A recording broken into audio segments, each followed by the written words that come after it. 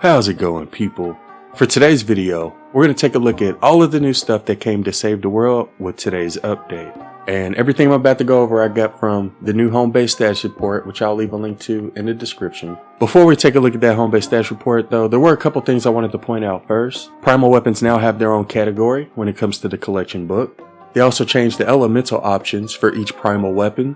After today's update, you'll be able to choose between nature, fire, water, or physical, but it doesn't look like you'll be able to put energy on any of the primal weapons. But yeah, they added more elemental options for primal weapons. They also gave them their own category under event schematics. So yeah, just wanted to point that out real quick. Anyways, when it comes to the Homebase status report, the first thing they went over was the new Primal Stink Bow. It started off by saying, as the Hexylvania Venture season continues, we're bringing a new stinky weapon to help you take down scary husks. The Primal Stink Bow makes its Save the World debut. Along with the Primal Stink Bow, we're adding an additional hero loadout to be purchased from the event store. As an early reminder, the Hexylvania Venture season will end November 22nd at 8 p.m. Eastern, so collect all the rewards you can before November 22nd. The Primal Stink Bow fires fast-moving arrows that produce a small gas cloud. This gas cloud deals damage over time to enemies caught up in the stench. So set up some traps and lure the husks to you while you hold your breath and watch the gas cloud do what it does best. Got your nose covered? The Primal Stink Bow will be available in the event store starting September 27th at 8 p.m. Eastern. So the Primal Bow will be available in the event store tomorrow, but for those who don't feel like waiting, you can research it from the collection book for 1,500 weapon designs and 100 legendary flux, which is what we're going to go ahead and do. And we'll try to review the Stink Bow either later tonight or first thing tomorrow. Here's all of the possible perks that you can put on it. And it does have the same 6 perks as the other primal weapons. Also, we haven't tested it out yet. Like I said, we do plan on reviewing it a little later tonight. But apparently the Primal Stink Bow doesn't work with Stoneheart Farah's commander perk, but it does work with Zenith's commander perk. And shout out to Archer for testing that out for us. Like I said, we'll try to review that later today. So we got a new weapon with today's update. We also got a new hero slot, and the way you're going to be able to get that hero slot is by purchasing it from the event store. And as you can see here, it costs 10,000. So we're going to go ahead and get it. And in the Homebase status report, it said commanders take charge with an additional hero loadout available for purchase in the event store. This additional hero loadout can be purchased for 10,000 gold. One thing they did mention in the Homebase status report is that hero loadouts will continue to be available in future venture seasons. Individual hero loadouts can be purchased once per venture season. So after we purchased this new one, see, oh, they actually name the hero loadouts now, or they put your commander's name next to the hero loadout. So this is my power-based penny loadout, Mythic Storm King loadout, melee loadout, Fireman loadout, and now we have a 10th loadout that we're going to have to fill out. And again, we should be able to buy another one next venture season, so technically we could go up to 11. I don't know if there's a limit or a cap as to how many hero loadouts you can get, but we'll try to buy it each venture season and get as many as we can. And I know a lot of people were wanting that, so I'm glad they added that with today's update. They also made some changes to wildlife. It says loot crows are no longer the only wildlife that can carry loot. In addition to loot crows, loot chickens, frogs, boars,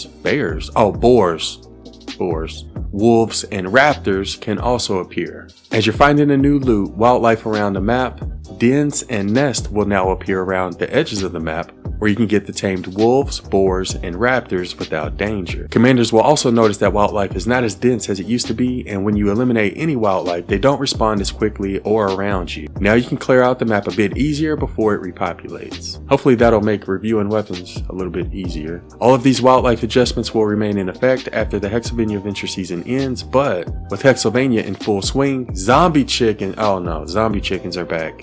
So look out. Luckily, they'll only be around during the Fort Nightmares venture season. So crows aren't the only wildlife that can drop loot now. Apparently, chickens, frogs, boars, wolves, and raptors will all drop loot. And there's also dens and nests. I want to see what the den and nest looks like. Definitely no shortages when it comes to zombie chickens. Yep, zombie chickens are definitely back. Everybody's favorite wildlife. They don't drop any loot though, which is a little unfortunate. Not even meat. Oh, a lootable frog. So let's see what we get from it. An epic trap, some materials, some flowers, duct tape, ammo. And again, not only will it be frogs, it'll be birds, boars, wolves, and raptors, and chickens. So if they have like a little purple glow or an orange glow around them, that means that they're gonna drop loot. But they do need to have like a colored glow around them. Oh, there's another one. That's the bird though. We've already seen loot birds, but apparently they're still in the game. But yeah, if you shoot like a regular wildlife that doesn't have a glow, it's not gonna drop any loot, or it'll just drop the regular meat. Oh, and here's a legendary frog. We're getting some good frog. Oh, got a xenon bow from this one, bro. Oh, people. So here's the lootable raptor. Here's the lootable raptor. You can tell it's gonna drop loot because it has a purple glow on it. So if you see any wildlife that has a glow like that, then you know it's gonna drop loot. And again, that's not just for dinos and crows. You can also get loot chickens, boars, and wolves as well. If any of those have like a color around them, then you know they drop loot. Oh, here's a loot chicken. This one gives legendary loot. There's another loot crow, but I mean, we've seen these before, right? And we just found a den. So this is a raptor egg den where you can tame a raptor without getting attacked by one.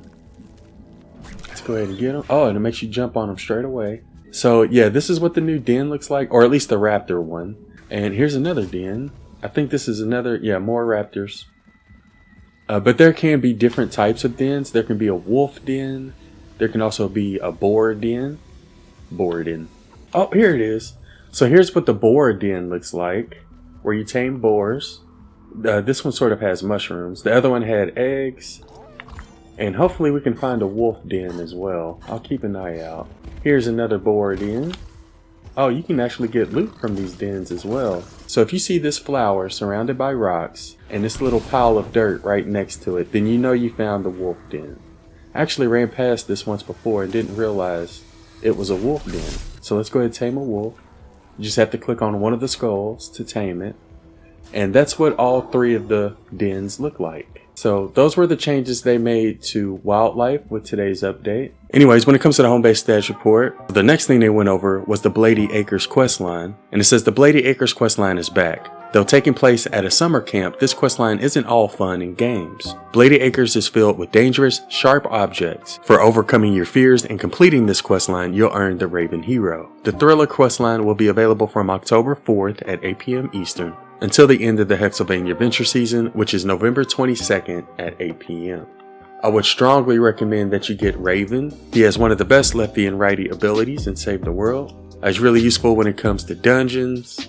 And when you get Raven, you also get the Preemptive Strike team perk. And this is a really good team perk. I use it a lot when it comes to shotguns and snipers. And this is the only way you can get the team perk is by getting Raven. So if you don't have Raven, you may want to complete that Blady Acres questline on October 4th. And again, that questline is going to be available until November 22nd. The Husk Grinder is going to be returning to the event and weekly store on September 27th at 8 p.m. So this will be available tomorrow. We have reviewed the Husk Grinder recently. I'll leave a link to that review in the description if you'd like to know more about it. But I really like the heavy attack on it, and it's also pretty good when it comes to dealing damage. But yeah, that'll be available September 27th, tomorrow. And the Dirge Song will also be added to the event store tomorrow, September 27th at 8 p.m. This SMG is actually really good when it comes to dealing damage.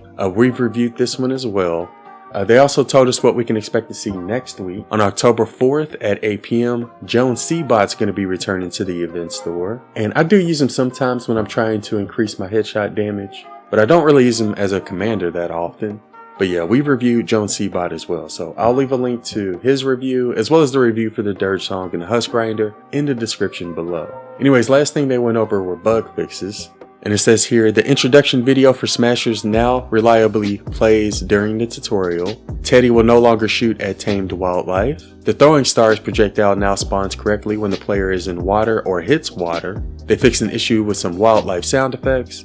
and they also fixed an issue on PC that prevented players from using the emote keybind when in the lobby. And that sums up everything that was in the Homebase status report. Anyways, I think we'll check out this new update when we stream on Twitch. I'll leave a link to my Twitch in the description. Be sure to follow if you haven't already. But yeah, let me know what you think about the changes that were made to wildlife, the new wildlife dens, and let me know what you think about the new extra hero loadout slots as well. Before I go, I did want to give a huge shout out to everybody who's been using creator code Aone, and just wanted to say thank you for your support. But that sums up everything we're going to go over for this one. Like I said, we'll try to review the Primal Bow either later today or first thing tomorrow. Anyways, I hope y'all have a wonderful day, and thanks for watching.